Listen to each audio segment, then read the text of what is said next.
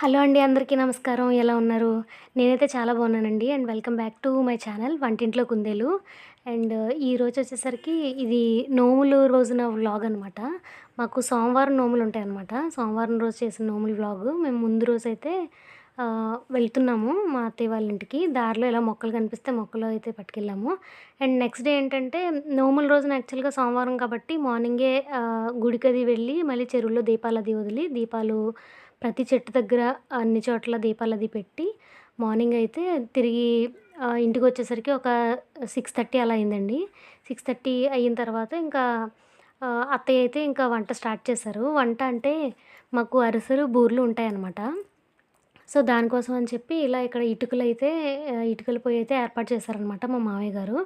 యాక్చువల్‌గా last year ఇటుపక్క పెట్టలేదు. వెనక సైడ్ పెట్టారనమాట. ఇంటి వెనక సైడు. అక్కడేంటంటే అక్కడ ఎండొచ్చేస్తదని జెప్పి చాలా ఇబ్బంది పడిపోయారంట లాస్ట్ ఇయర్ బాగానే. సో, అందుకని చెప్పి ఇంకా మా మావయ్య గారికి, అత్తయ్యకి కొంచెం ఈ విషయంలో కొంచెం చిన్ని గొడవ జరిగిందనమాట. సో, ఇటుకల పొయ్యి ఇటు పెడతానని ఆయన, లేదు అట్టే పెట్టమని ఈవిడ. సో, ఫైనల్‌గా ఏంటంటే మా మావయ్య గారే నెగ్గారనమాట.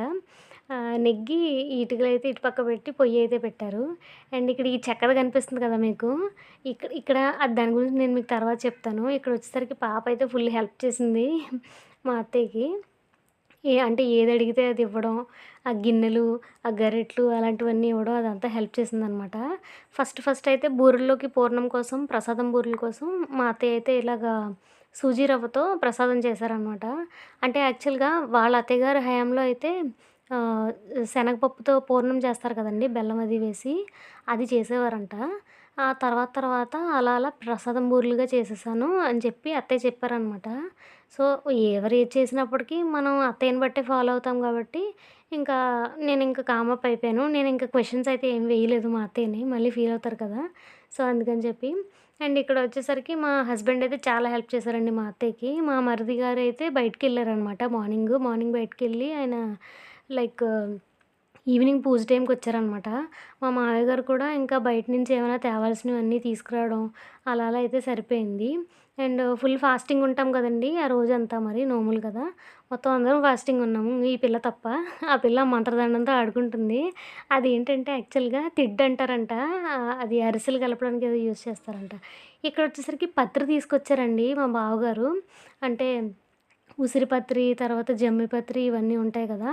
తర్వాత మారేడు పత్రి కూడా మా మరిది ఇంకొక ఆయనుంటారు. ఆయన తీసుకొచ్చారనమాట. పల్లెటూరులో ఉంటే అడ్వాంటేజ్ ఇలాగే ఉంటదండి. అంటే అందరూ తెలిసిన వాళ్ళుంటారు. సో, వాళ్ళింటికి ఏదైనా అంటే అందరూ ఒకేసారి పూజలు స్టార్ట్ చేసుకున్నప్పుడు, వాళ్ళకి కావాల్సినవి తెచ్చుకున్నప్పుడు పక్క వాళ్ళకి కూడా కావాల్సినవి వాళ్ళు తీసుకొస్తారనమాట. చాలా భలే అనిపిస్తదండి. అంత స్వార్థం లేకుండా ఎలా ఉంటారా అనిపిస్తది. సో, ఇక్కడొచ్చేసరికి బాతయితే తెగ తిరుగుతుంది అటు ఇటు. ఆ బాతుని చూడడానికి ఈ పిల్ల మంచి ఉత్సాహం చూపిస్తుందనమాట. అది గెంతడం అవన్నీ చూస్తా ఉంటుంది. పాపయితే అస్సలు అంటే గోల చేయడం గానీ, అల్లరి చేయడం గానీ అలాంటిది ఏం చేయలేదండి. మామూలుగానే ఆడుకుంది. సో, బూరెలకి అది చేసేసిన తర్వాత అదైతే పక్కన పెట్టేశారు. ఆ ఉండలైతే మా మామయ్య గారు వాళ్ళు చుట్టారనమాట. అంటే ఆహ్, మా మామయ్య గారు బేసిక్‌గా బయటికెళ్ళి ఈ పిండది ఆడించి తీసుకొచ్చేశారు ఫాస్ట్‌గా. మళ్ళీ ఖాళీ ఉండదు గదా అని చెప్పి చాలామంది అక్కడే మళ్ళీ చేయించుకుంటారు గదా! అందుకు. సో, ఇక్కడొచ్చేసరికి మా హస్బెండు ఇలా పాకమైతే పడుతున్నారు. అంటే అది పాకం రెడీ అయిందో లేదో చూడడానికి వాటర్‌లో ఏస్తారు కదా! నేను యాక్చువల్‌గా ఇది కలపడం అయితే నేను తీయలేదండి అరిసెలకి. ఎందుకంటే నేనది పట్టుకున్నాననమాట. సో, దానివల్ల నాకైతే వీడియో తీయడానికైతే అవ్వలేదు. చాలా ఫాస్ట్‌గా తిప్పాలి కదా! లేకపోతే ఉండలు కట్టేస్తది. సో, లాస్ట్ ఇయర్ అయితే అరిసెలు సరిగ్గా రాలేదని మా అత్తయ్య చాలా ఫీల్ అయ్యారనమాట. ఆహ్, ఇంకా ఒక పక్కనేమో బూరెల కోసము ఇక్కడైతే గ్రైండర్‌లో వేసేసారు పప్పు. అంటే ఈ గ్రైండర్ యాక్చువల్‌గా పెద్ద గ్రైండర్ అనమాట. ఇలా ఏమన్నా ఈవెంట్స్ వచ్చినప్పుడు తీసుకుంటారు. వాడుకుంటారనమాట. అదర్‌వైజ్ ఇంకో చిన్ని గ్రైండర్ ఉంటది. మామూలుగా డైలీ ఇంట్లో ఇడ్లీలకి వాటిలకి చిన్ని గ్రైండర్ వాడుకుని దీనికి ఇలా వాడుకుంటారనమాట. ఇక్కడొచ్చేసరికి వీళ్ళు ముగ్గురు అంటే మా హస్బెండ్, మా మామయ్య గారు, పాప అయితే ఆళ్ళకి హెల్ప్ చేసేస్తుందనమాట. ఉండలు చుడుతుంటే అవి సర్కిలు, రౌండు అనుకుంటా అందులో వేస్తుందనమాట. ఇక్కడొచ్చేసరికి అత్తయ్య అయితే అరిసెలు వేయడం స్టార్ట్ చేశారు. ఫస్ట్ అరిసెలు అయిపోయిన తర్వాత అప్పుడు బూరెలు వేద్దామని అన్నారనమాట. సో, అందుకని చెప్పి ఇలా ప్లేట్‌కి కవర్ చుట్టి ఇక్కడ ఇలా ఉండలు చేసి అరిసెలైతే వేస్తున్నారనమాట. ఆ పక్కనైతే మా హస్బెండు వేసిన అరిసెని తీసి దాన్ని గట్టిగా నొక్కుతున్నారనమాట. దాంట్లో ఉన్న ఆయిల్ అంతా బయటకొచ్చేసేలాగా. అరిసెలు మాత్రం బా వచ్చాయండి ఈసారి. అసలు చాలా బా వచ్చాయి. అంటే నూనె లాగకుండా చాలా పర్ఫెక్ట్‌గా వచ్చిందనమాట పాకం. మెయిన్ పాకమే కదా మెయిన్ మనకి. పాకం గనక ఆ బెల్లం పాకం కొంచెం గట్టిగా వచ్చేస్తే ఇంక అసలు రావు. అదే లేతగా వచ్చేస్తే మొత్తానికి ఇంకా అరిసెలు కాదు కదా! ఇంకోటేదో అయిపోతది ఆ డిష్షు. సో, అలా అలా నొక్కేసి అవి తీసుకెళ్ళి అలా వేసేస్తున్నారనమాట మా హస్బెండ్ అయితే. లాస్ట్ టైమ్ ఈ పనంతా మా మరిది గారు చేశారనమాట. అదే చెప్తున్నారు వచ్చిన తర్వాత. తర్వాత అరిసెలయిపోయాక ఇక్కడ బూరెలయితే యాడ్ చేసేసారు. ఇంకా అదే మూకుడులో సేమ్ ఇంకా అంటే మా హస్బెండు ఇచ్చిన సలహా ఏంటంటే, ఇలాగా పుల్లల పొయ్యి అయితే పెట్టొద్దు. అంటే ఆ వేడి అదంతా తగిలేస్తుంది కదా! ఈసారి నుంచి చిన్ని గ్యాస్ సిలిండర్ పెట్టుకోగలిగే పొయ్యిలుంటాయి కదండీ! మామూలుగా గ్యాస్ కనెక్ట్ చేస్తాము. అంటే అంటే లైక్ ఏమైనా ఫంక్షన్స్‌లో అది వంట చేస్తుంటారు కదా! అలాంటిది రెంట్‌కది ఇస్తారు. ఆ చిన్న స్టవ్ తీసుకొచ్చి మన గ్యాస్ బండకి కనెక్ట్ చేసుకొని ఆ సిలిండర్‌కి దాని మీద వంట చేసుకుంటే బెస్ట్ కదా! ఇలా చేసుకునేటప్పుడు, ఇలాంటి వంటలు చేసుకునేటప్పుడు అనవసరంగా ఇలాగా వేడది తగలకుండా ఉంటది కదా! దానివల్ల ఎగ్జాస్ట్ అయిపోతాము. అసలే ఉపవాసంలో ఉంటున్నాం కదా! ఇంకా ఈ వేడికి డీహైడ్రేట్ అయిపోయి ఒంట్లో ఉన్న నీరంతా బయటికి పోతది కదా! అని చెప్పి మా హస్బెండ్ ఒపీనియన్ అనమాట. సో, అదైతే మా మామయ్య గారికి చెప్పారు. అయితే ఈసారి నుంచి అలా చేద్దాము నెక్స్ట్ ఇయర్ నుంచి అని మా మామయ్య గారు అన్నారనమాట. బూరెలొచ్చేసరికి తోకలు లేకుండా బాగా వెయ్యాలి రౌండ్‌గాను పక్క నుంచి మా మామయ్య గారు అంటున్నారనమాట మా అత్తయ్యని. అయితే మీరొచ్చి చెయ్యండి అన్నారు మా అత్తయ్య. సో, అలా కామెడీగా జరిగిందనమాట అంతాని. మా పాప అయితే ఇంక ఫుల్ ఆడుకుంటుందనమాట. ఇంక ఫైనల్‌గా అయితే అన్నీ అయిపోయిన తర్వాత అత్తయ్య ఇక్కడైతే దేవుడి దగ్గర అన్నీ సర్దేస్తున్నారు. మొత్తం పీటది పెట్టి అన్నీ రెడీ చేసేస్తున్నారనమాట. మందార పువ్వులైతే ఇక్కడివే అనమాట ఇంటి దగ్గరవే. మందార చెట్లు అవన్నీ పెంచుతారనమాట అత్తయ్య. తర్వాతొచ్చేసరికి పంతులు గారొస్తారనమాట. పంతులు గారొచ్చి మొత్తం కథ అది చదవడము అవన్నీ చేస్తారనమాట. యూజువల్‌గా కొన్ని చోట్లయితే ఎవరికి వాళ్ళే చేసుకుంటారు. ఒక్కొక్క చోటయితే ఇలా పంతులు గారు వచ్చి చేస్తారనమాట.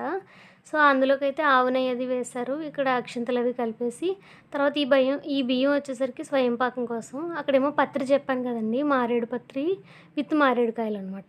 ఇక్కడైతే పూజ చేసినంత సేపు పాపైతే మట్టికి అసలు పంతులు గారు ముక్కు పట్టుకొని మామ అనుకోమన్నా అవన్నీ అనడము, మళ్ళీ ప్రదక్షిణలు చేయమన్నా మళ్ళీ అదంతా చేయడం, ఆత్మ ప్రదక్షిణలు చేయడం అవన్నీ చేసిందనమాట. అక్షింతలు కూడా నేనేస్తాను దేవుడికి అని అన్నది. ఇక్కడైతే ఆయన చేత మా హస్బెండ్ చేత తోరాలైతే కట్టించుకుంటుందనమాట. మాకు చాలా నవ్వొచ్చిందసల. పంతులు గారైతే తెగ నవ్వుకున్నారు. అంటే ఇంత చిన్న పిల్ల అలా అంటే తర్వాత క్షేమ, స్థైర్య, అభయ అలాంటివి చెప్తారు కదా!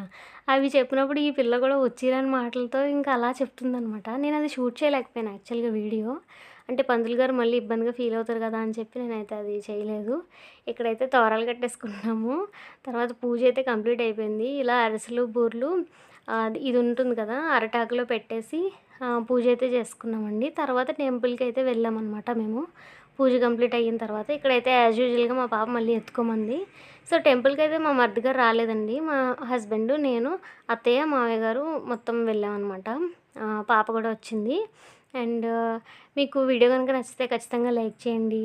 అండ్ షేర్ చేయండి. సబ్స్క్రైబ్ చేసుకోండి. తర్వాత ఇలాగే సపోర్ట్ చేస్తూ ఉండండి. అండ్ అంటే చాలా ఇంట్రోవర్ట్‌ని అవ్వడం వల్ల నేనైతే ఫేస్ చూపించలేకపోతున్నాను. వీళ్ళు కూడా డిస్కంఫర్ట్ ఫీల్ అవుతారని చెప్పి ఫేసులు చూపించట్లేదు. ఫ్యూచర్‌లో ఖచ్చితంగా చూపిస్తానని అనుకుంటున్నాను.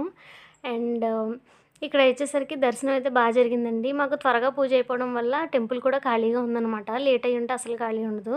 తర్వాత నేను వేసుకున్న శారీ గురించయితే చెప్దాం అనుకున్నాను డీటెయిల్స్ మీకు.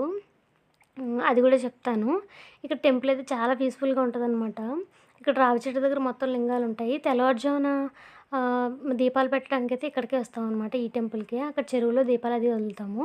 ఇదైతే నా శారీ అండి. నేను అజియోలో తీసుకున్నాను. నాకు రూ. 780 పడిందనమాట ఈ శారీ. ఆ చిన్ని నెక్లెస్ అయితే నాకు రూ. 350 అలా పడిందండి. అండ్ శారీ వచ్చేసరికి అంటే కొంచెం ఆర్గంజా టైప్‌లో ఉన్నదనమాట. చాలా బావుంది. చాలా కంఫర్ట్‌గా కూడా ఉందనమాట శారీ కూడాని.